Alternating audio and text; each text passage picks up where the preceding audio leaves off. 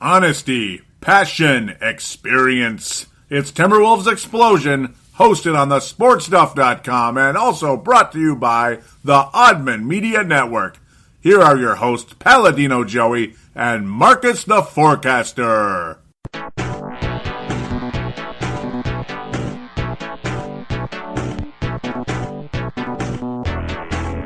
Hello again, Timberwolves fans. Are you ready for the explosion of Timberwolves basketball?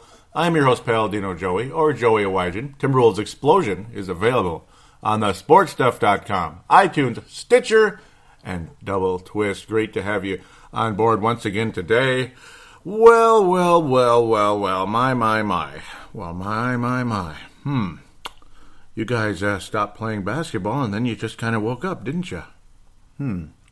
Well, Lieutenant Joe Kenda ID channel. Some of you that may watch that, those piercing blue eyes, he just stares at you like, yeah, I know you're the killer. I know who you are, right? I just love that look he does.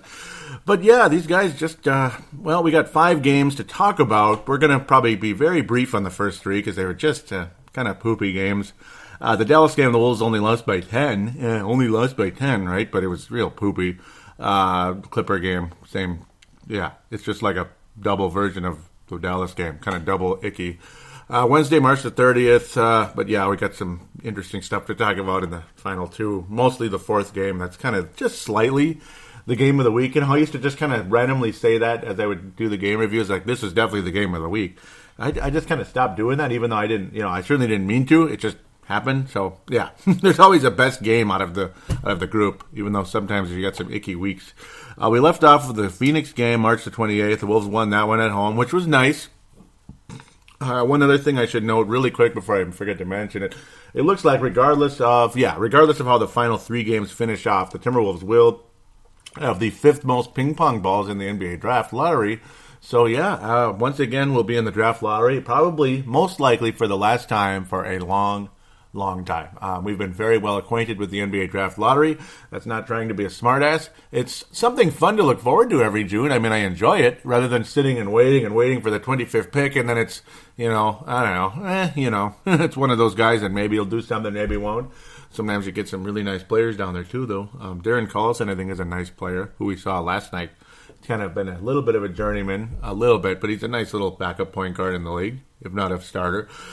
So let's get on with it. March the 30th, the Wolves host the LA Clippers in 99-79. I mean, I kind of thought the Wolves might win this one, and they didn't. The Clippers are back on the winning streak. They're back on the warpath for the Wolves, I suppose. The flop city, as Marcus the Forecaster calls it. Wesley Johnson's usual 7 points. Richard Mamute is probably a better player than Wes Johnson at this point. Wes Johnson, I don't need to say his name that many times. Missed both of the 3s he attempted. 7-point performance, 28 minutes. Meh. Wiggins looked just like Wes Johnson out there. Yeah, 7 points, 24-29. Benched in the game. In fact, everybody was pretty much benched in the game because Sam Mitchell was pissed off and disgusted.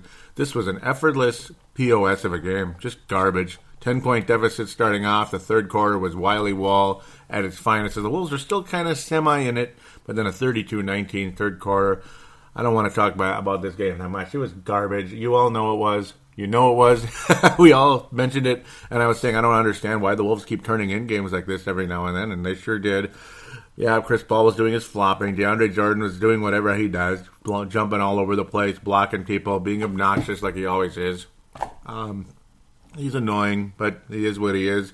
Gorgie got double-digit rebounds, but only 1 of 6 from the floor. Nothing really much to say there.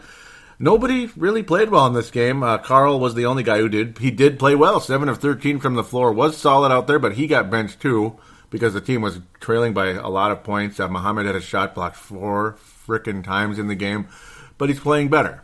There you go. The old Johnny Flynn Memorial thing. You know how Muhammed the whole week played significantly better, and he did play better in the game. Bjelica played way better in this game, but of course this is his first significant minutes in a while, and it's kind of a garbage time, but 4 of 5 from the floor. He plays well the whole week. Bjelica, Belly, whatever you want to call him. Even Tayshaun Bleepin' Prince had 8 points in this one. But it also tells you how much Tayshaun Prince factors in the wins and losses at this club, particularly when he, quote-unquote, plays well. Yeah, the Wolves lost by 20. Felt like more than that. Felt more like, 30. It kind of did. It was an effortless, yucky game. Andrew Wiggins just don't know, man. Come on, dude. Didn't even get a rebound. Turned the ball over 6 times.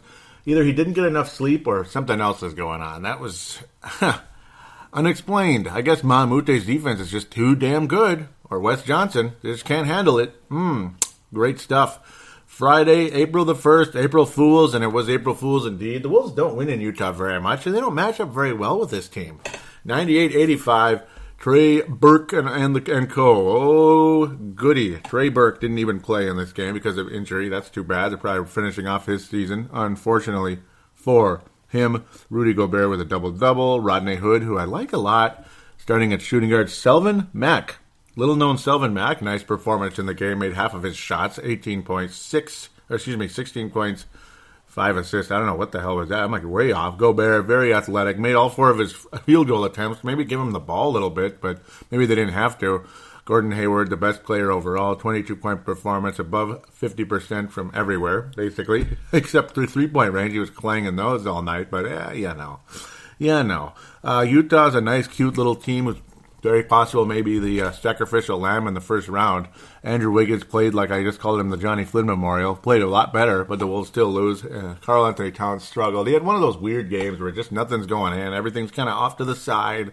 When Karl's off, it's like everything's off to the side. It's kind of weird. Bjelica. Sharp-shooting Bjelica again with that catch and shoot. Have I mentioned that before? Catch and shoot. Bjelica's another guy who can really hit that shot when he's set up well. 3 of 4 from downtown Salt Lake City in this case. 6 of 8 overall. Shabazz Muhammad, 10 points off the bench. Both 25 points for Muhammad and Bjelica combined. Very strong performance. That's a nice sign to see Bjelica and Muhammad playing significantly better. Because the complaint of late, and a very good argument by everybody out there, pretty much, including Sam Mitchell, is that the bench has not been scoring, not been providing anything out there. Well, they've been playing better, particularly with Bjelica and Muhammed in this case. Zach LaVine, I thought he was going to have a good game, and he didn't. He played 40 effing minutes, 1 of 5 from the floor for 3 points. Why? Not sure. Other than I guess we don't really have depth, do we? We don't really have a backup shooting guard unless you want to put Prince down there and move Wiggins over to shooting guard. But 40 minutes for Zach LaVine. Did you think he was going to suddenly get hot or something? I mean, I don't know. The old fix it thing. I don't know. Was Sam Mitchell trying to teach him a lesson? I don't know what he's going to learn by just kind of playing out, by getting his butt kicked out there, having a lousy game. God bless you, Sam. I guess in that one. God bless you, Zach, too.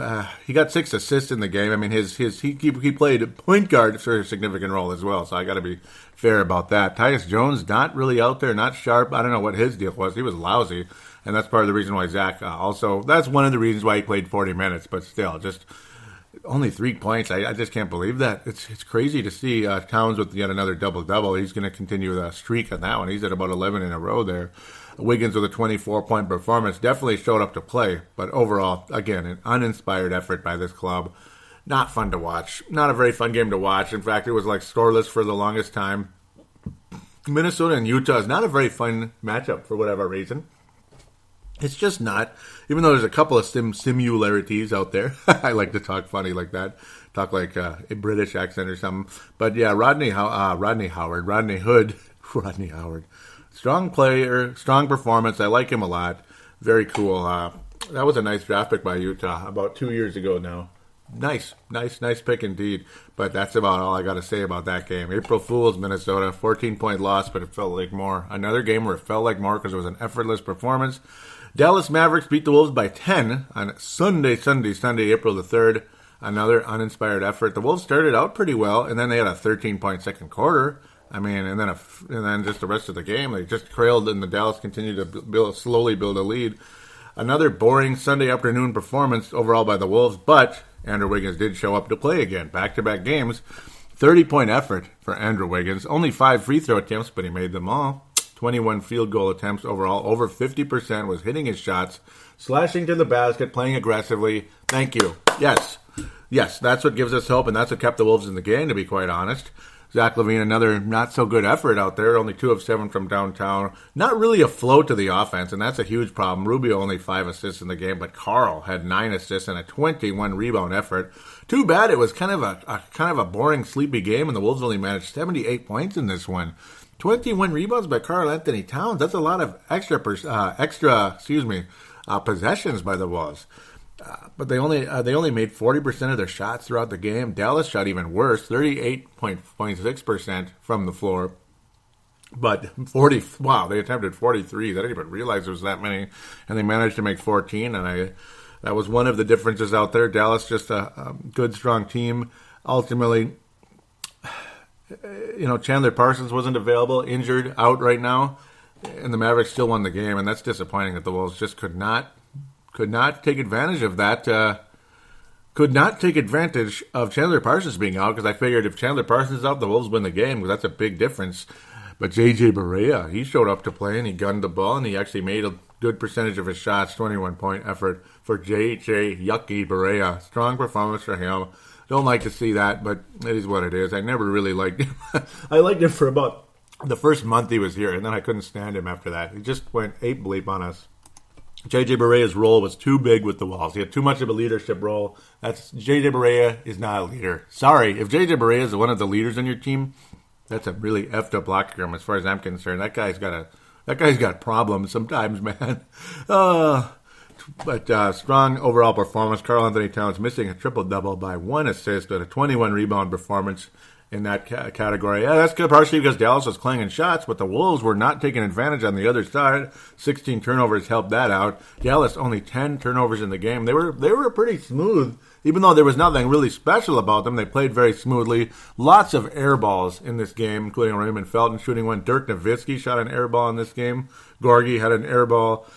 LaVine had an error. It's just a yucky game. Yucky game overall. Bjelica coming back to the crack and a minus 21 for the game. Tyus Jones, same thing. Minus 17 in only 14 minutes. Yuck. He was just in there at the wrong time, I guess, and Dallas is on their major run. Devin Harris. I guess he can still play a little bit. He's kind of been one of those, forgotten players over the last, the last 5 years. You pretty much forgot who Devin Harris is. Pretty much forgot about the guy. He's kind of been all over the place. Utah, Atlanta, and all the way back to Dallas. He came back full circle after being very disappointing with the, at the time, New Jersey, now Brooklyn Nets. Ultimately in that performance. JaVale McGee, he's on the Mavericks, but you wouldn't even know it. Old Shaqtin' the Fool himself. You wouldn't even know he's on the Mavericks. Same with Charlie Villanueva. Yeah, Villanova. Did they win the national championship or something? I heard some kind of rumor about that North Carolina hit some lucky-ass three-point shot where the guy was trying to float on air, kicking his legs, and he made it. Page of North Carolina. And then some guy named Jenkins. Was kind of, set up very nicely by the senior point guard there by Villanueva. And nice catch-and-shoot shot. Did I say catch and shoot again? I got to stop that. I'm probably irritating and offending somebody, right? How dare I say it over and over again? It's just, it's not common sense, smart basketball or anything. It's not a high percentage shot, but it went in. It was just luck, right? Because it was catch and shoot's not a good shot. It's just luck. The other shot was luck. Luckier than hell. And then luckily Villanova made up for that. I don't like to see lucky shots like that, bring the big boy type North Carolina teams back in a game and then they go on and kick Villanova's ass in overtime. It wasn't meant to be. Ultimately, Villanova said, screw that crap. We're going to go down the court, finish this right here, right now. This is our one opportunity. We don't know when we're going to be back in the national championship game because it's been 31 bleeping years. And they made the most of it like they did last time they were in the national championship game. Yes, sir. Just seeing Villanova right there, Villanueva, all that. And I was going to talk about it at some point, so I might as well talk about it here. And I'm so happy for Villanova. That was really cool. I've always kind of been a fan of that school for whatever reason.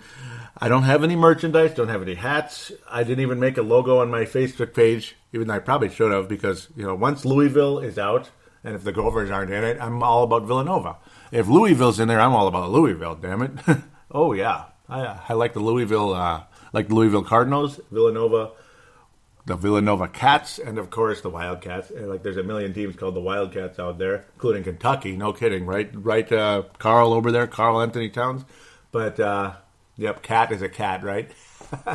But, of course, the Gophers. But, yeah, the Gophers. The Gophers, yeah. Well, the Golden Gophers. Golden. Very golden. I wish it meant the same thing as the other golden, I wish they had that kind of success rate, because if they did, they'd be number one in the nation and all that, and they'd be the top seed in the NCAA tournament, because the Golden State Warriors, I said the name because of a reason. I can say it now because I feel a little better about something, just a little bit. I got a little relief from all that dancing around and stuff, and I saw a little bit of different version of Steph Curry out there. Not just because the Timberwolves won the game, but I've been noticing it the past few weeks. Seems a little more serious, not in a sense of he's not dancing around and stuff like he was. So I will give him credit for that. So there you go. I will give him credit for that. The dancing on OKC, I have a feeling that was the last straw somewhere by somebody. I think somebody took him aside and said, please cut that out. That's too much. Because he hasn't done anything since that I know of. If he's still doing it, someone fill me in on that and let me know, because, yeah, shame on him if he is. And I'm not trying to be Mr. Old Fuddy-Duddy. Like some people out there, I've been called a bitter old man, which is kind of harsh. I don't know about bitter old man. I really don't know about that. But I don't know. I don't think taunting your opponent, which is what that was, taunting your opponent on their home court is a good way to go. Yeah, I know I'm still blah, blah, blahing about it, but he's not doing it anymore. So there you go. That's my whole point. He's not doing it. So good. Just concentrate on the game itself. You can smile, celebrate, pump your fist. But the dancing on the home, yeah, okay, you get the idea. But doing that wasn't cool. Tuesday, April the 5th was very, very cool. Because not only were the Wolves in Oracle Arena, not only did the Wolves show up to play in Oracle Arena, and the Warriors played fairly well in the game. It's not like they were clanging everything, but they weren't hitting the shots they normally make. But it was on TNT, ladies and gentlemen. Yeah, it was on TNT. It doesn't get better. Shaq'd in a fool, all that. Ernie, come on, Ernie. Okay, of course, yeah, conveniently, those guys weren't available because Ernie and Chuck and Kenny, because they were probably tuckered out from the NCAA tournament. But, damn it, they weren't there, but it was still on TNT, and Shaquille O'Neal was there, Timberwolves play good. But, of course, all they really talked about was, the Warriors and chasing the record. They didn't really say a whole lot about the Wolves, did they? Other than Marv Albert calling Andrew Wiggins delusional because maybe he worded things a little bit wrong about like the playoffs and such. I think Andrew Wiggins has a good idea the Wolves aren't going to make the playoffs, but I think there's a good chance they will next year. And this game was a good indicator. What we need to eliminate, if we're going to be serious next year and win 45, 49, 51 games next season, which I think is a legitimate possibility, is you need to eliminate games like the Clippers and games like Utah and even Dallas. Why show up like that, all sleepy? These sleepy games have got to stop. You're going to have some sleepy games. Even the Chicago Bulls got their ass kicked on NBC. The 96 Bulls got their ass handed to them on NBC on a Sunday afternoon in Madison Square Garden. And I remember it very well because, Pamela Anderson just had to be like, Knicks just beat the Bulls on, Saturday Night Live. So they just had to have that one. So, yeah, the Knicks did pound the Bulls. The Bulls were pretty pissed off that whole game. Michael was yelling on the sideline. He was not happy, or on the bench, whatever. But it happens. And that was a good team, the Knicks were. The Celtics ended the Golden State Warriors' home streak before the Wolves even had a chance to end it. But then you create a 2-game losing streak at home for the Warriors, which was pretty hilarious. Let's just get on with it. 124-117. And Steve Kerr said it best. The Timberwolves earned the win because they were the aggressors. They were the aggressors. Now, since then, Golden State has won their 70th game. Damn it. So they're the second team in NBA history to have 70 wins. So regardless how I feel about the Warriors, they're the second 70-win team in NBA history. Regardless of how I feel that the 96 era is probably harder to get 70 wins than this era. But then again, I mean, who am I to say? You got teams like the Spurs and such, but you had the Knicks. You had a lot of really good teams in the NBA back then, and that team was just so good. Though it didn't even matter. It seemed like they beat anybody. Seattle was incredible, and they just kicked their ass. And until they kind of screwed around in the finals, because NBC told them slow down a little bit so we can get some viewership. Andrew Wiggins, Karl Anthony Towns, and Shabazz Muhammad showed up to play. Now, Karl Anthony Towns struggled from the floor early on. But then he started doing the other side of David Robinson that I've recognized significant times during the course of the season. See, David Robinson had that beautiful little flick, mid-range shot that was just perfect, over and over and over. And Karl Anthony Towns has that. And he's just getting started, man, Karl Anthony Towns. But what else did David Robinson do, particularly in his 20s? He slashed to the basket. Just slashed to the basket constantly. And it didn't have to be a ferocious dunk every single time. He would lay it in. He'd fly by people and put it in the basket. Simply, if it's a ferocious dunk or a slash and a lay-in. And Karl was doing that down the stretch in a very close, nerve-wracking game where the Warriors would come down the floor, hit a three, get back in the game or whatever it was. The Wolves trailed by 10 points at one point. You thought this thing was over, especially even the first quarter. You could tell it wasn't going to go well. But then things changed dramatically during the course of the game. The Wolves just hung in there. They stayed in it. Andrew Wiggins continued to be aggressive as all get out, particularly later on in the game. The defense was off the charts wonderful. Bjelica only played, Bjelica, whatever, only had 2 points in the game, but his defense was sound. It was solid. Tyus Jones was pretty good down the stretch, got a big steal at a big point late in the fourth quarter there. Really cool to see Tyus Jones in that important moment against Golden State on the road. 5 assists in the game. Strong performance by Tyus Jones out there. But Andrew, Gorgie, Karl, even Zach LaVine also, he would have some hot minutes here and there. Rubio only 2 points, but extremely sound defense against Steph Curry at times when Curry wasn't blowing by everybody, because he does do that. Shabazz Muhammad was unbelievable the whole way. Very strong, very consistent, led the Wolves in scoring the whole way. Wiggins made a nice comeback late, and Karl started making up for a couple of missed shots earlier in the game. So it was really struggling from the floor until later when he started slashing to the basket, because the Warriors couldn't stop him at that point when he was doing that. Wiggins off the charts, wonderful, and signs of things to come. And also a reason for a lot of us out there that do like Shabazz Muhammad and see his value. And you notice the constant complaints about the bench not performing for the Timberwolves. Well, Shabazz Muhammad, when he shows up to play, is extremely valuable off the bench. And if he's willing to stay here in that role and be a spark plug and a guy who can, who knows, show up for a big game like that, he could win you a huge playoff game on the road. Well, you know, it's possible. It's possible that he could do that, because who's to say the Warriors aren't going to get beat by somebody at home on the road, or at home, pardon me, what am I talking about? At home in a playoff game. You think it's not possible? Of course it's possible. It is. And what if this was a playoff game? That doesn't mean you're going to win the series necessarily, but it's encouraging. It's a chance. It's a chance to win the series, because you took it to them. You beat them on the road. Shabazz Muhammad, 15 of 17 from the line. That is an extremely impressive statistic, because Shabazz Muhammad has notoriously been bad at the free throw line. Clutch performance by Shabazz Muhammad, slashing to the basket, hit half of his threes, only 2 of 4, but still, Zach LaVine, some big threes later on in the game. He's kind of like fourth quarter Zach, because he was pretty much a non-factor for the longest time, and then fourth quarter Zach out there, big factor. But the ultimate fourth quarter player is Andrew Wiggins and Karl Anthony Towns' defense, and Steph Curry completely shutting him down. Unbelievable play. Now, of course, you don't want that to be a matchup all the time, because that's crazy. He would just pass him. Steph would just pass him. Would just go past him most of the time. But in a moment there, when it's a switch up, Karl Anthony Towns showed up, shut him down, forced him into an air ball. Absolutely awesome. Andrew Wiggins' defense was aggressive, very powerful the whole game. Won up with 6 steals. Even Zach LaVine played pretty good defense for the most part, and won up with 4 steals in the game. Rubio, Karl, and Wiggins, though, were the best defenders in this game. Of course, well, you could even say Gorgie, who struggled a bit out there, but at the same time had some key blocks. Bjelica had 2 blocks in the game. Bjelica. Overall, just one of the most wonderful things we've seen in many years for the Wolves. One of the largest wins in the history of this franchise, to be quite honest. Yeah, one of them. I mean, it's a big deal. We beat a 70-win team on the road. That's unbelievable. I couldn't, and it's a huge sign of what's to come later on. Wiggins, Towns, just their aggressiveness, attacking that basket. It just made me smile. It made me so happy. And Wolves fans everywhere, so pumped up, so excited about this team. Long-term future for this club is off the charts. There's going to be guys that want to be a part of this, like head coaches, big-name head coaches that want to be a part of this. Does Glenn Taylor want to pony up the money, or is Sam the guy, this, that? Odds are, look at Sam Mitchell.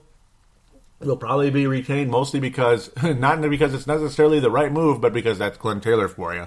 But at least Sam Mitchell does seem, he's definitely had some moments, and that whole swing the freaking ball thing is starting to work. And they're finally starting to swing the freaking ball during the course of the last month or two here. It's been significantly better. You've seen improvements and such. You've seen smarter play from the players. Not every game, though. The sleepy performances, maybe a stronger, maybe a bigger name coach would help eliminate that. But that all is yet to be seen in the future here. You've got to stop with the sleepy performances. Andrew Wiggins, guys like that, Muhammed. Andrew Wiggins and Muhammed need to be more consistent. Carl generally is very consistent. It's just sometimes he puts in a stinky game from the just sometimes he has an off night, basically.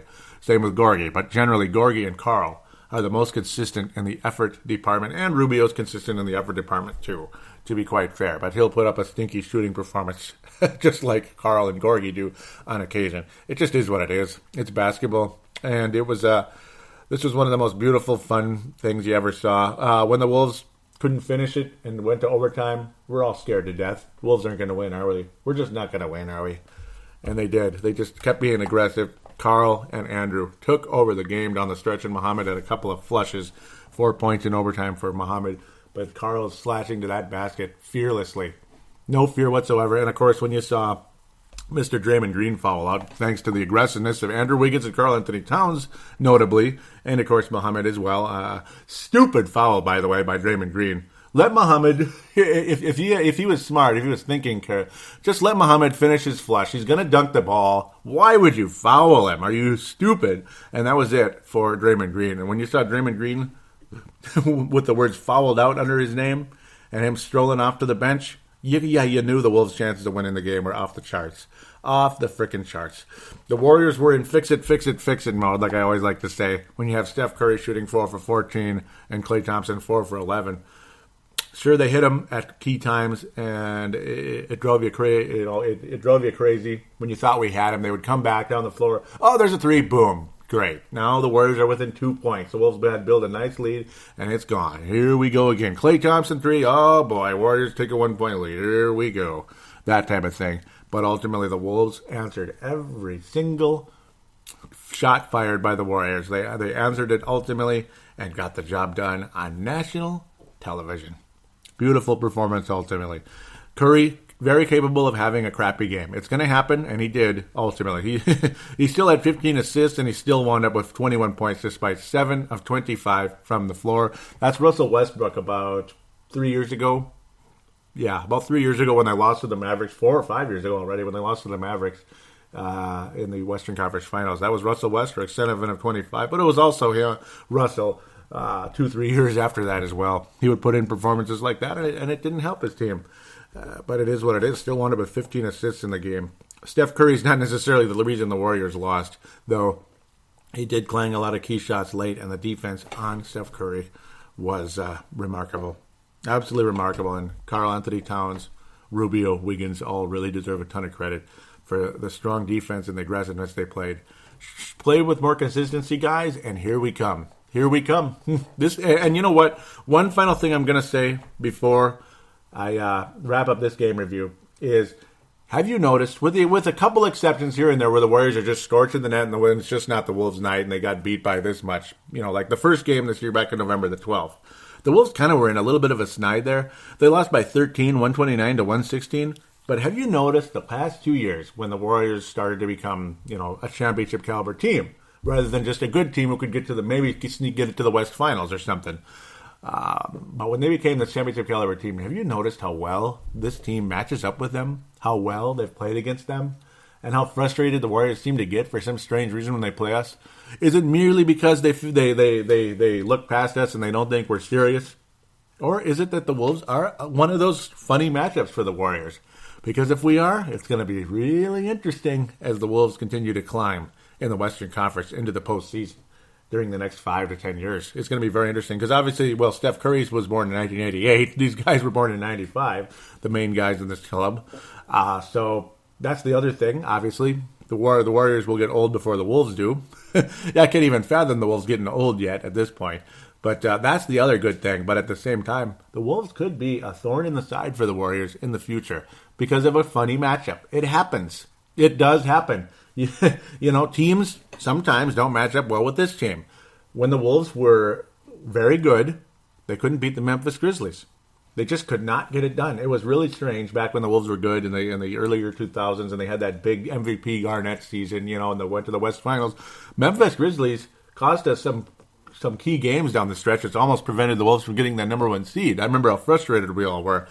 It was a funny matchup.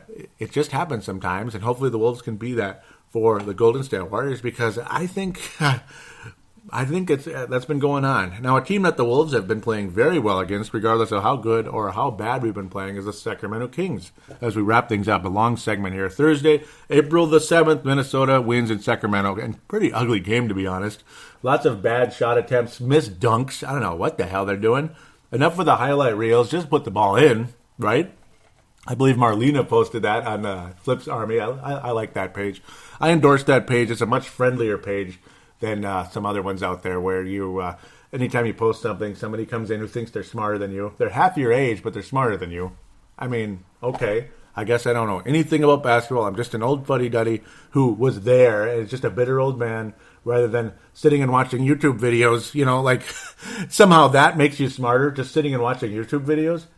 You know what? I got news for you. Any idiot, any moron can sit and press play on a YouTube video. And you know what? I've done it too. So, yeah, I'm glad you did your research through YouTube, okay? I'm so glad I'm proven wrong and stupid. Just thought I'd run that by in case you're listening out there. Some of you out there that are just you know what? Get over yourself. Seriously. Sure, it doesn't guarantee that I know so much more than everybody because I've been watching basketball for 28 years, whatever. But it still counts. It counts, right? It counts. I've seen this, I've seen that, I've seen the changes in play. And also, one other thing, YouTube videos are highlights. Real games show everything. Highlights, lowlights, mistakes, good plays, little intricacies, intangibles that you might not see in a YouTube video. You think? Some of that kind of like maybe this moment when this guy got stared down by that guy. Okay, let's get off that. But I'm just saying, you don't need to be jerks about it, please. So I'm glad you're smarter than me and I'm proven wrong and I don't know anything. But God bless you. Okay, God bless you. Why don't you get behind the mic or on a live microphone and take me on? Come. Right. Yeah. Anyhow, it'll never happen. They're too arrogant to listen to the show. They're too good for me, right? Okay. Enough. I'm taking this too far. Wolves, get out the broom, sweep the Sacramento Kings. Got it like that. And I'm really sorry for that rant or whatever you want to call it. But I had to say something, I had to. I'm tired of this crap. Okay. No DeMarcus Cousins, no Rajon Rondo because they're resting. They're so tired after not making the playoffs or anything, and they just figure, let the Wolves sweep us. Well, the Wolves will play Steph Curry again. What the hell? Oh, that's Seth Curry. Sorry, Seth Curry. Well, he made 2 of 3 3-pointers, and you know what? His three-point percentage is over 40% for the season. But he's a little bit clumsier than clumsier, however you say it, than the other guy, the Golden Cal guy, Steph Curry. I said it, okay, and I can say it now because we beat them. I don't have to be quite as bitter old manish about it, right? I can't believe I was called that. I can't believe it. Okay. Yeah, I still haven't gotten over that one. Gorgie Zhang was the best player in this game, I think. Zach LaVine, very sharp, though, as well. Got a little bit goofy out there, but also put an awesome windmill dunk, getting that steal and attacking that basket. Nice performance by Zach LaVine. Very fun. 3 steals in the game. 4 steals by Tyus Jones. Helped the Wolves kind of pull away down the stretch. Played major minutes. Kind of was in there too long, I think. He looked like he was out of breath at the end of the game. It doesn't matter if you're 19 or 20 or 39 out there. Too many consecutive minutes is going to kind of hurt you.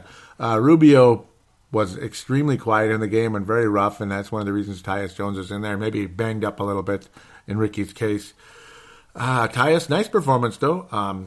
Certainly not a guy you want to play 30 minutes a night. maybe someday, but he's about 2 years away from that, I think, at least. And I don't know if he'll ever be a starter in this league, but just saying, if he ever is, he's about 2 years away from it. Carl, again, kind of a funky shooting night, back-to-back games here in this case. Still wound up with another double-double, though. Good deal there. Double-digit double-doubles in a row for Carl Anthony Towns. Wiggins, quiet, missing dunks, kind of a mad performance. Only 15 points. That's kind of like Andrew Wiggins as a backup. He kind of played like a backup version of him, like if he was coming off the bench. Shabazz kind of played like, I guess, about what people probably see of him out there. The people that aren't maybe as high on him. I mean, I'm a little higher on him than some people. 3 of 10 from the floor, 10 points. Not a very fun game, ultimately, but a nice win for the Wolves and a depleted roster. And I'm still a fan of Darren Carlson. 19 points, 6 assists in the game. Aggressive out there. Only 2 turnovers in almost 37 minutes, basically 37 minutes. Willie Cauley-Stein showing some athleticism and some talent out there. Great, strong defensive player. And then Costa Koufos getting a 10-rebound performance, and that's about it. In the stead of Mr. DeMarcus Cousins, he is what he is, a troublemaker. Quincy Acy, nice role player off the bench for nice aggressive power forward, big bearded, looks like Anthony Herrera, former Viking, with that huge beard and bald head and huge beard. Looks funny. Shaq used to do that too. In fact, he's doing it now, actually. Ben McLemore still sucks, I guess. He just sucks. Not the best performance by the Warriors, the Sacramento Kings. Rudy Gay, talk about sucks. Yeah, he had a double-double in the game. Good for him. And he did get 5 steals and 2 blocks. Okay, maybe he doesn't suck too much, but 4 of 15 from the floor, offensively challenged in the game. But I still, Gorgie Cheng did a very good job on him. Gorgie and Andrews' defense was pretty strong. Gorgie, 18-point, 13-rebound performance. Really strong in the game, and I thought he was the best player out there. And consistently, he's been the best player against the Sacramento Kings during the course of the season. I don't have a whole lot to say about this game. It was a kind of a sleepy game, but still a victory. So good. The Wolves get out the brooms here, ultimately. Like I said earlier, Friday, November the 27th, Wolves beat Sacramento by 10, 101-91, 99-95. In Minnesota. We play better in Sacramento. We kind of always have for like a long time now, except during that playoff series back in 2004. But that's where we had a little challenges in Sacramento, but we still had a nice Game 3 victory. I remember that very well. Friday, December the 18th, Minnesota, 99-95. March 23rd, very recently, the Wolves beat the Sacramento Kings 113-104. Not that long ago, only about a week ago or so, a week and a half ago. 2 weeks ago. And then 105-97. The brooms are bristling in Arco Arena, or whatever they call it. I don't know if not Arco Arena anymore, Sleep Train Arena. Sleep Train. And it was kind of a Sleep Train performance by the Wolves. Very strong and long first segment. Sorry about that. Kind of longer than expected, but you have the biggest win in 10 years or so. Why not enjoy it a little bit, have some emotion? It was pretty cool.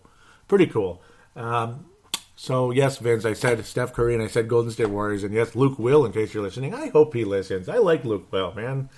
Me and him have had our little spars because my ranting about the Warriors. And he's a pretty, extremely loyal Warriors fan, regardless this guy taunts or not. He doesn't really want to get into that stuff, this guy, right?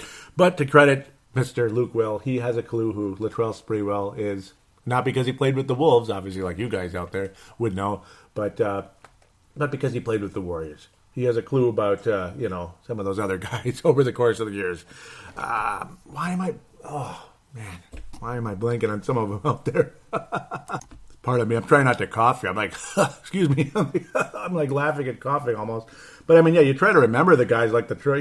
He can remember like the Troy Murphys and the Bob Suras and such. Even Earl Boykins played on that roster, if you can believe it. Gilbert Arenas, of course, started there back about 10, 15 years ago. 10, 12 years ago, back in the day. Bob Sura, remember that name? And yeah, he was pretty good on that club. Of course, nothing super special, but a nice factor out there. Donald Foyle played there for so many years. Anton Jameson started out there. Of course, he didn't have that great of a career. So many other guys. Of course, Jason Richardson won the dunk contest with the Warriors. So, yeah, he remembers all those Warriors when they had that kind of that lightning bolt uniform. Not the worst thing ever, but these are better. These are better. The city, they kind of went back to the 70s but modernized it. Kind of like with the Hawks going back to their old colors but modernized it. The Charlotte Hornets bringing back the really old colors but modernizing it. Good stuff. You can modernize it and all that. You don't have to make everything retro, even though I like retro a lot. I mean, I'm a huge retro fan. But okay, let's wrap it up. Pardon me for the almost coughing there on you. But also the... where was I? Lone Wolf Award, Andrew Wiggins, big strong performance in Golden State. Ultimately, Karl Anthony Towns is going to get the Lone Wolf Award. Very strong overall defense, clutch, getting to the basket. The Wiggins, I think, really big during the course of time. You're really showing up some aggressiveness, even though he had some stinkers out there. But Karl will get a Lone Wolf Award with Andrew Wiggins, the future of the franchise, right there. The Johnny Flynn Memorial. Who should I give it to this time?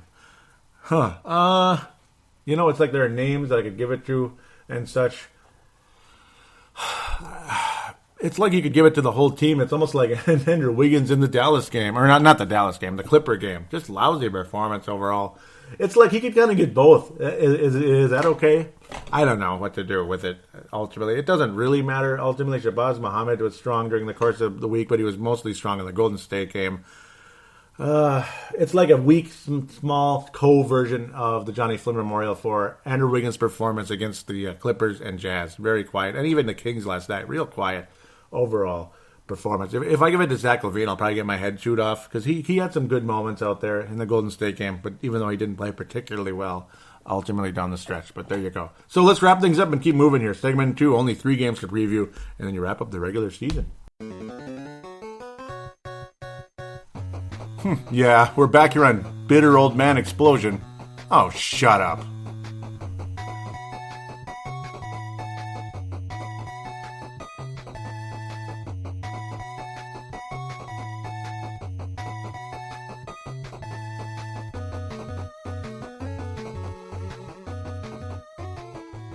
Hey, we're back here on Timberwolves Explosion. Segment number 2, preview segment, only 3 games to preview, and then the regular season is over, and then we're ready to go from there into this and that, decision making and such, and also watching the playoffs and all that, and hoping this happens and that happens, fill in the blanks, I suppose. Hopefully I'm guessing the Wolves won't finish with 30 wins on the season. One other thing that I wanted to say, which I was blanking on for a second, is the reason why this show's a couple of days late is because I had to get some repairs done on my car. It was backed into a little bit on the door way back in the summer, and I finally got it fixed up. I just screwed around a little bit. So, okay, I'll say my dad just kind of bummed it a little bit out of the driveway when I was doing lawns, that type of thing. Just a little thing, and just wanted to get it fixed up a little bit. So that got done and kind of delayed a couple of days here. Pardon me for that. Busy doing that garbage. Not me doing it, but okay. Saturday, April the 9th, the Minnesota Timberwolves head to Portland. I thought the Wolves had beaten them this year, but no, I guess not. 4-game series over the course of the season. Every game has been very close, very competitive, and there's been one mainly consistent thing, and that's Andrew Wiggins has played well against the Portland Trailblazers, so I'm going to pick that again. Blazers beat the Wolves 106-101 Monday, November the 2nd, way back. That's like the day before an election day, basically. Mayors, I think, mayors were elected this year. The odd number of years are mostly mayors and such, and maybe some state senator type things. Saturday, December the 9th, like some small city council stuff. It's usually small-time stuff. Even numbers are governors and then presidents. Ooh, and the different even numbers. You get the idea. Saturday, December the 5th, the Wolves lose 109-103. Both of those games are Target Center, and then you head to Portland for the last year, 96-93, heartbreaker. January the 31st, Wolves just could not get it done.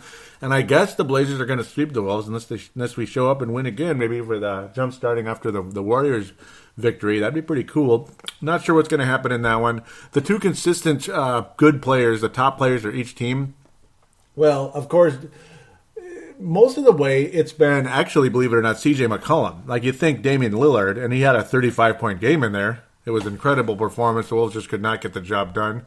Lillard and the Blazers are one of the Warriors' losses this year. Huge performance, 50-point performance in that category earlier in the year. The Blazers are going to make the playoffs again, despite, like the fire sale not that long ago. In fact, last year and such, another fire sale. They've been doing them all the time. 43-37 very respectable performance by the Portland Trailblazers during the course of the season. C.J. McCollum and Damian Lillard, kind of old school Blazers in a way. When you think of, and even though this isn't that old school, but it's kind of classic Blazers when you had Nick Van Exel and Damon Stoudemire when they were shooting like crazy. They were kind of like the first Splash Brothers when you think about it. They weren't winning a whole lot of games, but they were scoring like madmen out there. No defense. It was one of those kind of deals where I see the difference between the Warriors and that Blazers team is the Warriors defense is really good too. And then there's other guys out there that play their role really well, where the Blazers is pretty much Nick Van Exel and Damian Stoudemire hoisting up threes constantly, and they would get their 25 to 35 points almost all the time. And then everyone else is just kind of like there, just kind of part of the scenery.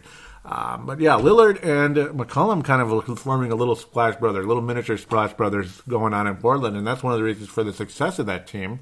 Alfred Amino started the season strong. It's gotten quieter, but still kind of okay. Kind of like Luke Richard Mamute with a little more offense, basically. Harkless has been kind of not very visible. Plumlee's all right. Ed Davis has been all right. Those just kind of role players and such. If Lillard or McCollum got hurt, though, the Blazers team is screwed. I mean, they really need those guys. But strong performance during the course of the season, second place in the division, but trailing by 11.5 under OKC. That type of deal going on. I think the Blazers sweep the Wolves. Talented team. Both teams are talented, but I think the Blazers are going to sweep the Wolves in the season. It's just been the Blazers' year against the Wolves for whatever reason. I thought we had a win, but I guess that was last season when we had a pretty nice performance. And the year before that, too, went ape-leap on the Blazers when they were really good, actually, a couple of years ago. But Blazers always tend to get real good and then drop off big time. And there they are with no LaMarcus Aldridge, no Batman, all that nonsense. And LaMarcus Aldridge is on a really good Spurs team. And, of course, Batman, Nicholas Batum, over in Charlotte, where they're having their best season ever for that franchise. The Bobcats/Hornets over there in Charlotte, North Carolina. I think the Portland Trailblazers win the game. We'll say another close one, 106-103. Blazers win. Lillard gets like 25-ish. McCollum gets like 25-ish. Wiggins gets 25-ish. 25-28. Wiggins always plays well against the Blazers. That'll be the deal there. The Rockets, the Rockcats, the Houston Rockcats, right? No, I'm just kidding. Trying to make the playoffs, but I don't think they're going to. I mean, you couldn't even beat Phoenix last night. Get out of town. You can't even beat Phoenix? You dogs. Get out of town. Dwight Howard's a dumb blank. You know what I mean? He's a dumbass, Dwight Howard. Lazy, garbage. Oh, he's got to find his. He's trying to find his way out of Houston now, and he was trying to find his way out of L.A. and he was trying to find his way out of Orlando. Why don't you find your way out of the league if you're going to be such a bitch everywhere you go? Get your head out of your ass. Who wants this guy? Who wants him? Oh, he's just a little disappointed. He doesn't get the rebounds, but boy, he's so talented. They really got to get him. Oh, he's kind of disappointed. Doesn't get the rebound, he'll get the rebounds and he can't make free throws and he missed this and missed that and now his back hurts and just get out of here. Go play in China. Go join Stephon Marbury or Michael Beasley, whatever. And Michael Beasley's on the freaking Houston Rockets. Good luck to you there. Montezuma, Trevor Ariza. I like Trevor Ariza. I like Corey Brewer. The small forward position, there you go. Dwight Howard, kiss my ass. Patrick Beverly, I like him, but he's kind of a troublemaker a little bit. James Harden is a dog. He is a dog. No defense, and he's just kind of... go ahead, score your points, whatever. Good for you.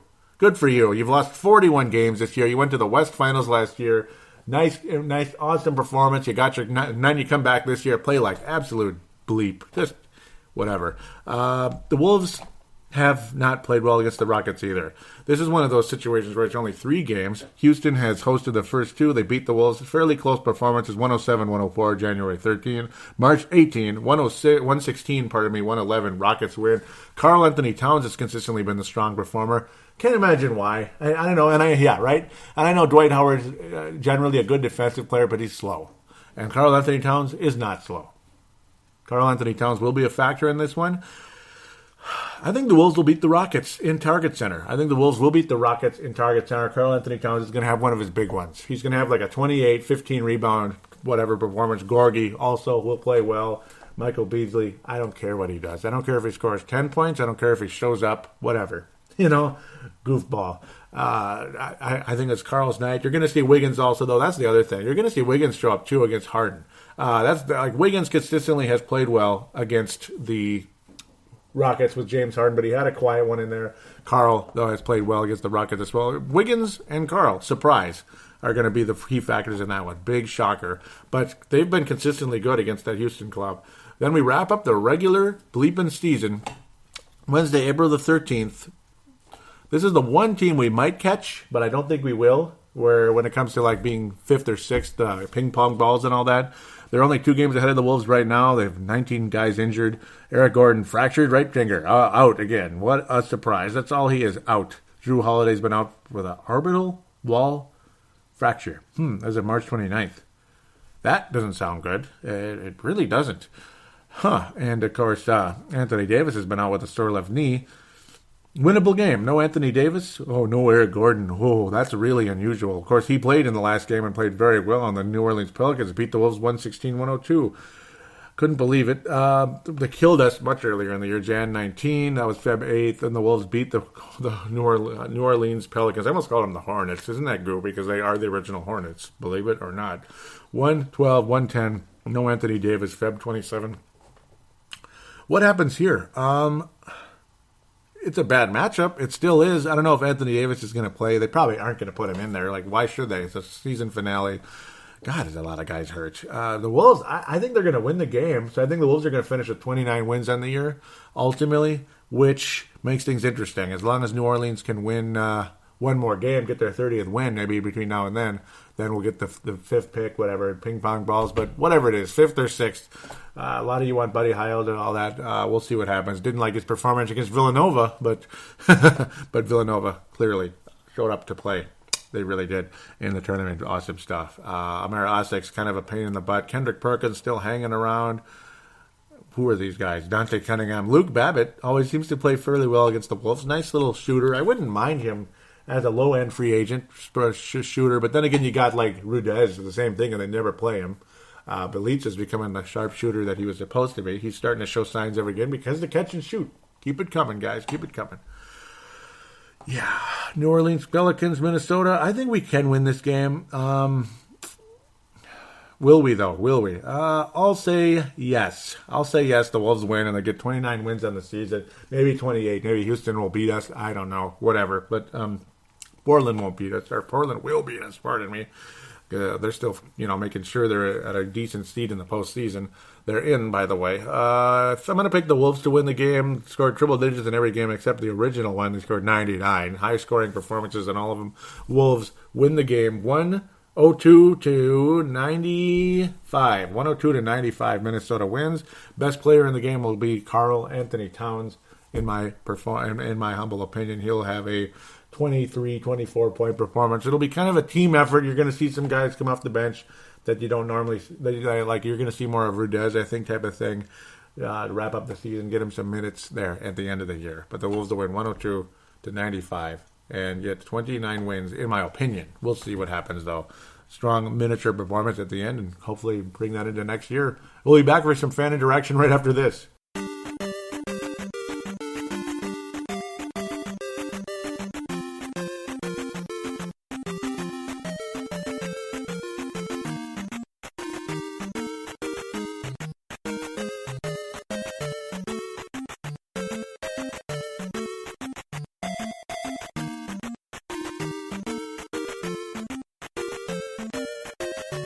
And we are back here on segment number 3, fan interaction segment. Time to hear from you guys out there in Australia, Minnesota, New Zealand, and elsewhere.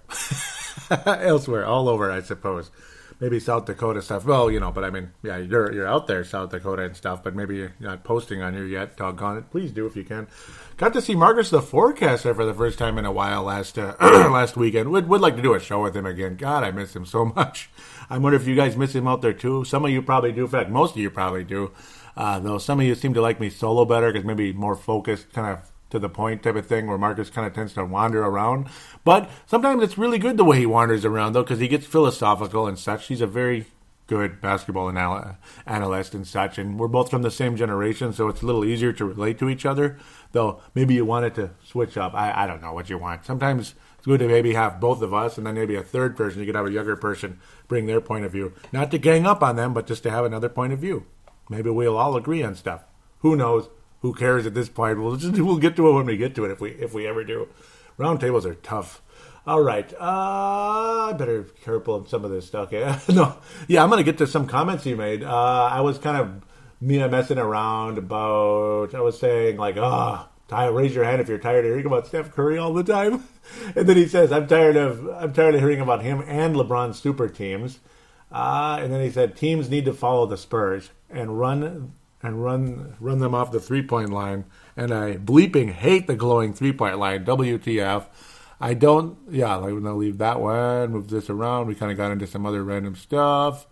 Where was it? Oh, gone it. There's another one here. Okay, he said, shit, I think that Milt will at least talk to the players. I don't think that Sam wants the stress anyway. Not sure. That's about if, what's going on with Sam Milton. Wow. Milt Newton and Sam Mitchell. Wow, possibly hanging around, type of thing with Glenn Taylor's comments last week or so. Where was the new one? He said, he was talking about, wow, I knew we'd win, about the Warriors. We're the Warrior killers. He said, Stephen A. Smith's voice. Oh, yep, so he's just imitating him. Oh, it's no surprise to me. I mean, the hubris of the Golden State Warriors, I'm not sure if that's the word he meant, hubris? Warriors is what brought on their defeat. Mind you, the Timberwolves almost beat them in the past, yep. And now you want to downplay the Wolves' talent, Skip? There's a cure for everything, and the cure for a Warriors win is the Minnesota Timberwolves. Hey, I like that. Yep. And there were comments in the past I was going to read and I completely forgot. I don't know if I should dig around maybe as I'm looking at some other people's stuff. Damn it, I can't believe, in the past, he would always say stuff and then I forget to read it. And here we go. Here's a good one. Wow, there's just some interesting comments here. Oh, yeah. I don't know if I read this in the past, and if I did, I apologize. Okay, let's read it. He was mad about Wiggins a bit. I was saying about how Wiggins needs to get angry and learn to hate. Yes, hate the other team. Come on. That's how I became better. Me as an individual player, when I started to stop being Mr. Nice Guy and started hating the other team until after the game was over. That type of thing. Russell Westbrook plays with anger, doesn't he? He says, that's how you become a great player. That's how you become clutch. Hatred is what fuels my personal clutch ability. I refuse to lose. Marcus says, I don't think he has it. He gets angry. Then he's over it, just like Howard. Oh, I don't know about that. I don't know if he's as bad as Howard, Marcus. Come on now.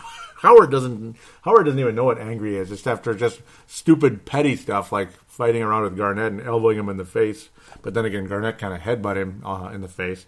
He says, remember, this was Wiggins, he said that he lost the McDonald's high school dunk contest that was televised, and he should have won, so he completely lost interest in doing them again, so he didn't even join the event in Canada. That was like this, yeah.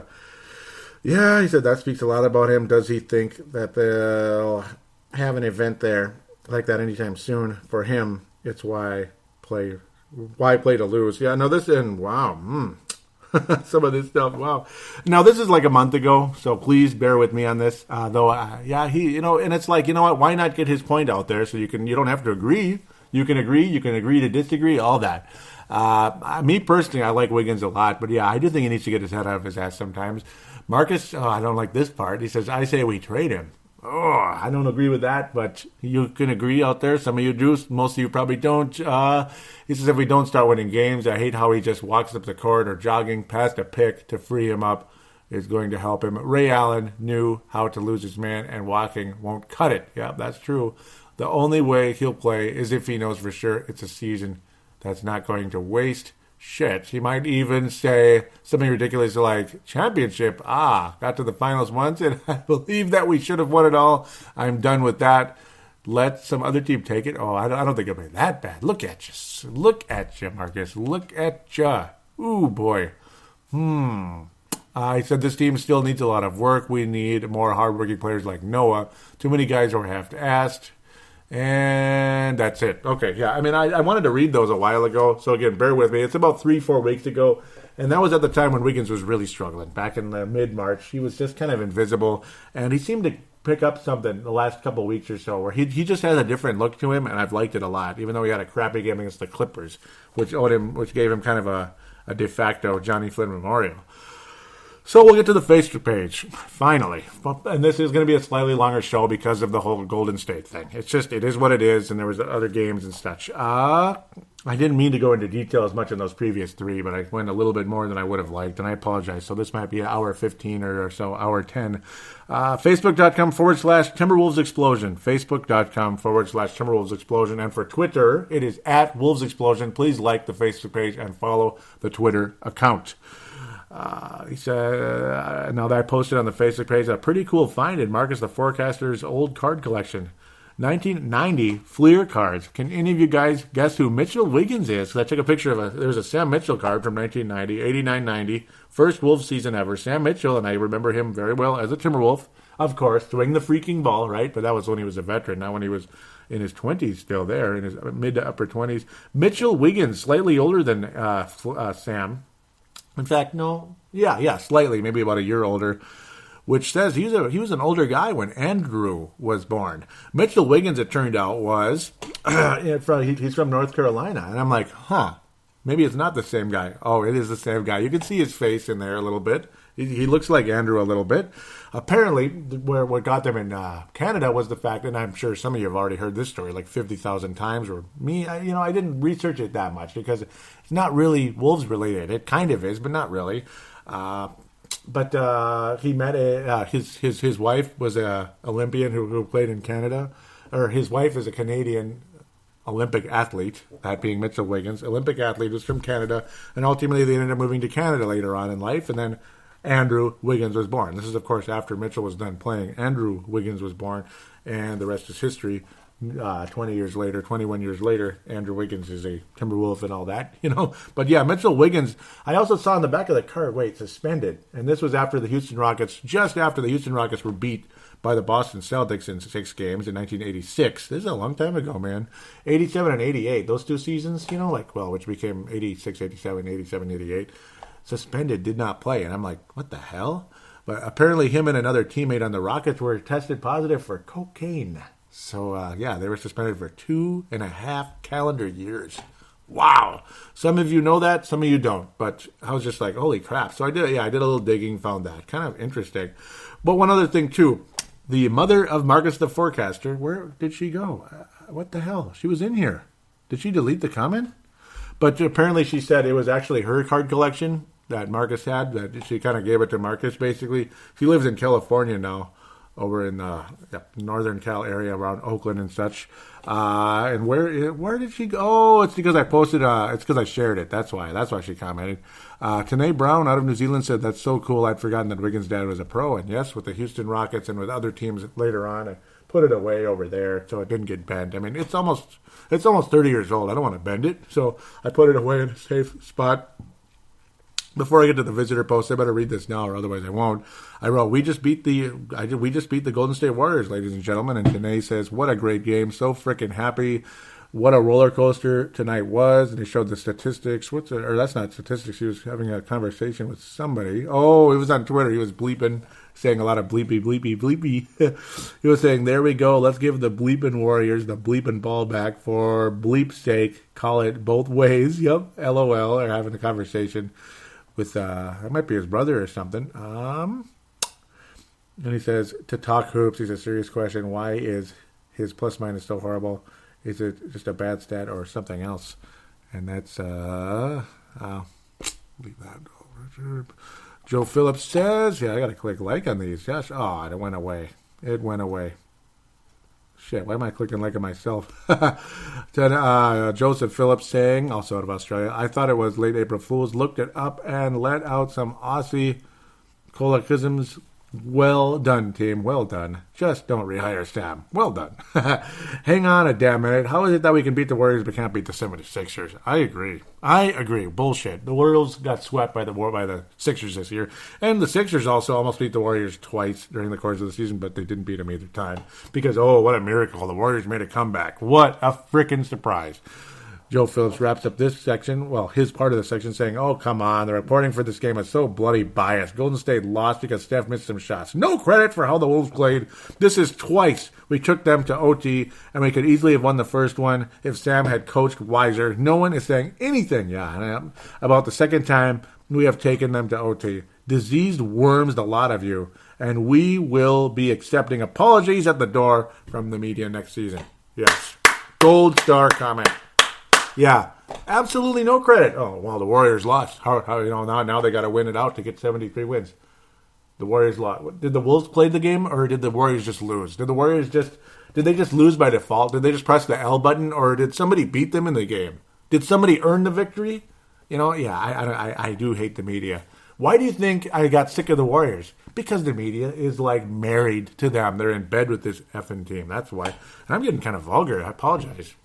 Randy Santana, also in Australia, saying, eat a big, shiny, steaming shit, unnamed team from the Northern California. Yep, that's a silver star.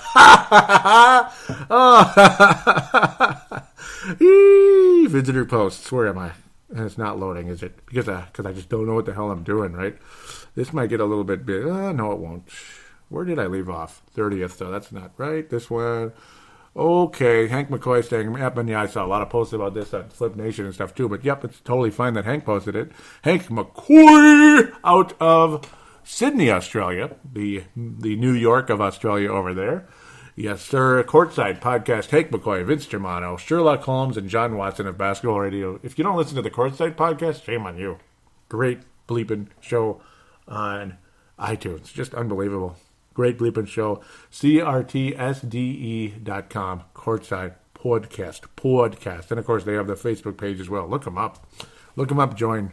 He says, man, I love this kid. And this is, of course, Zach Levine donates dunk contest winnings to charity. That was $10,000 of it. He says, man, I love this kid. Can you trade into Memphis? I need something to get me through this season. LOL. But seriously, such a good thing to hear. Zach, growing up the right way. Thoughts?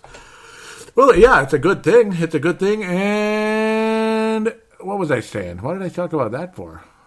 Oh, yeah, about him growing up part. I said, I'm sure you've heard my catch and shoot stuff on the show. He's really developed a beautiful shot. If we end up drafting Buddy, maybe things will start getting too crowded. Yep, and he could go to Memphis. I didn't even talk about the dunk contest thing. And yes, it's a good thing. And I don't get too much into talking about charity stuff because it's kind of like, is it about publicity or is it about charity? You know what I mean? And I'm not trying to be a jerk about it and take the devil, but I play a little bit of devil's advocate sometimes on it. Is it about publicity or is it about the charity? Let's just make it about the charity and stop with the publicity a little bit. That's my thing. That's my only complaint about it. But otherwise, well done. I mean, it's very generous, regardless if you have $10 million or $10,000. It's very generous. Like say if you gave everything, all your $10,000 to the, it's very generous. So thank you very much. And if you gave $10,000, that is giving more if that's all you had. But you get the idea. Yes, very generous and very cool. Not everybody would do that, and good for him. Just I hope people can chill with the publicity part of it. Just be careful. There's a fine line from it because there's a lot of good people out there that avoid the publicity part of it and get no credit for it, and that's bullcrap. So yeah, it's one of those things. I'd rather avoid the publicity, frankly, but that's just me. Though it's good if somebody knows about it so people don't think you're a greedy bastard. Vinrock, Vince Germano, of course, the Courtside podcast and the Showtime and T-Wolf show, which needs to be revived from the dead again, and it will. He says, great win and had so many good players if Shabazz doesn't turn out. Where is it? Great win. Let's start over. And had many good players. But if Shabazz doesn't turn it on today, I don't think you guys would have won. True. He kept the Wolves in the game during the Warriors' surges that kept them ahead in the game. Yeah, extremely true. Very true. Obviously, Vince Germano, like I always say, the Sherlock Holmes and John Watson, always on the case. These guys know their basketball as much as anybody out there. Seriously. He kept us in there. He came back out of hibernation and played great. And the whole Johnny Flynn Memorial thing, I'm telling you, every time I give somebody a Johnny Flynn Memorial, somehow, some way in the next week, something happens and they blow up and they're basically a lone wolf candidate. And Shabazz should be a lone wolf candidate, but he's unfortunately third because Wiggins and Towns really carried the team during the week. But, Shabazz should get, should it be the first time ever 3 guys get it? Shabazz will get he will get a third copy of the Lone Wolf Award for this week. Shabazz, yep, pardon me for that. And Joe Phillips also talking about the dunk contest to the deaf. Yeah, it was given to a deaf school, and he did sign language and stuff. It's cool that he did that. I mean, don't get me wrong. It's just the publicity stuff. And I'm not sure Zach LaVine is really about the publicity. It just happened that way, that they gave him the publicity regardless, which, it's going to happen. Good on you, Zach. Good on you. Very good on you, taking your time like that. Especially during the season when he's probably tired as hell and he'd rather be at home like either sipping a hot cocoa, right? Yeah, I'm just kidding. Or playing NBA 2K, which a lot of people do. I'm not into it that much. I'd rather play old school retro role-playing games, but that's just me. Whatever, right? He says, can I love Zach any more than I presently do? Yep. This wasn't his manager saying this will be good for your image. This was him as an individual from his heart. Congrats to what some of the big earners of the NBA buy with their money. Yep. Contrast to what some of them buy with their money. Yeah. I mean, well, he bought a pretty expensive car. So, I don't know. I wish he wouldn't post that stuff. It's not necessary. That's the stuff I didn't like. That's kind of probably why I'm a little bit moody on the issue. But that's just me. This is good. Good job. Again, good on you, Zach, for that. I'm not trying to be too much of a jerk. I'm just being careful at the devil's advocate thing. Tene Brown wraps up Facebook saying, here's a cool video on Cat that I thought I'd share with everyone. And that's really cool. The best 3-name player since Kareem. It is pretty amazing and a great video. Do check it out over there on the Facebook page, lad. Okay, sorry.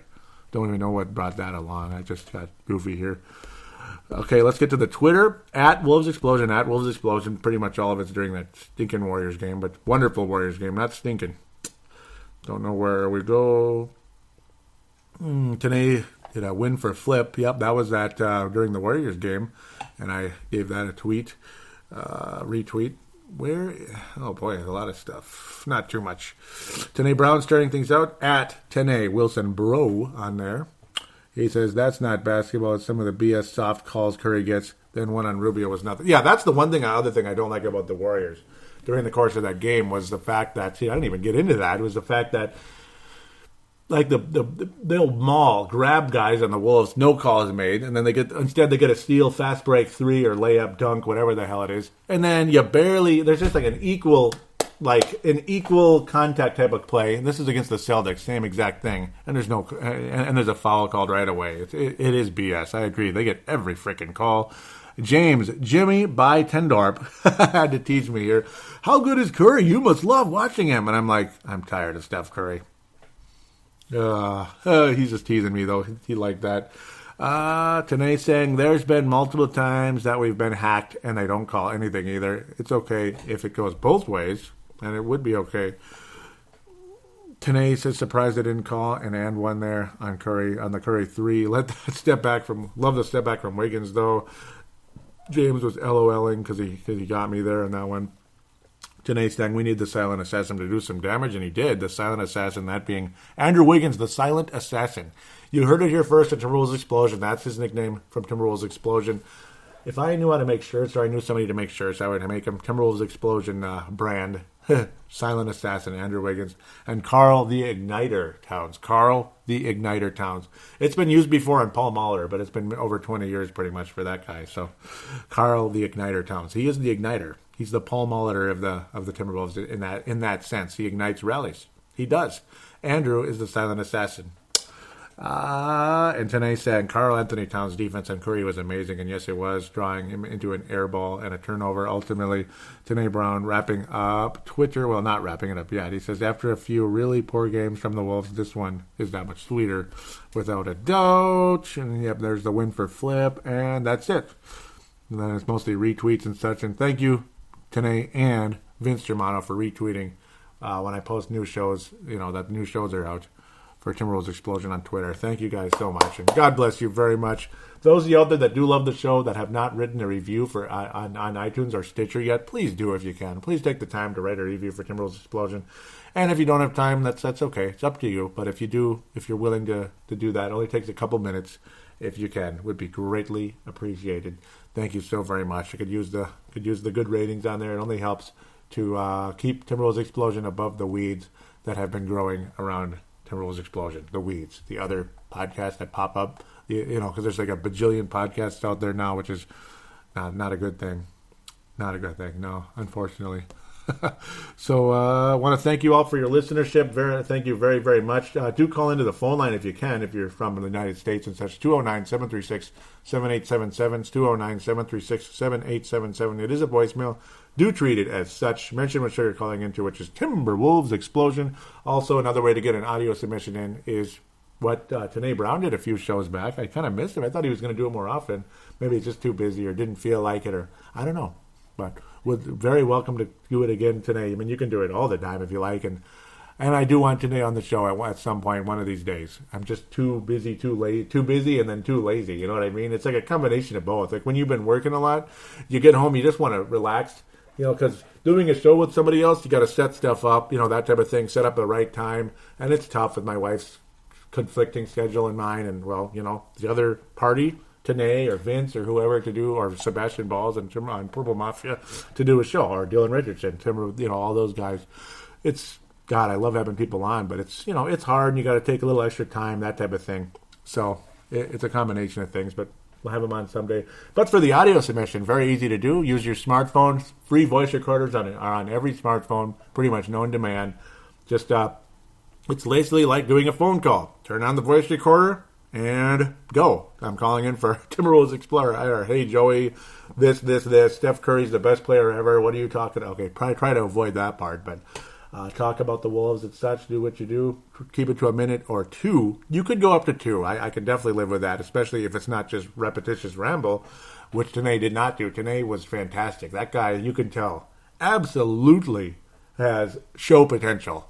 He could absolutely be on this show, and he sounded like he's been podcasting for 5 years already. That's what he sounded like. I'm going to be quite honest with you. I'm not overrating him just because I like Tanae. He was outstanding. I mean, he might be better than me. Shoot. He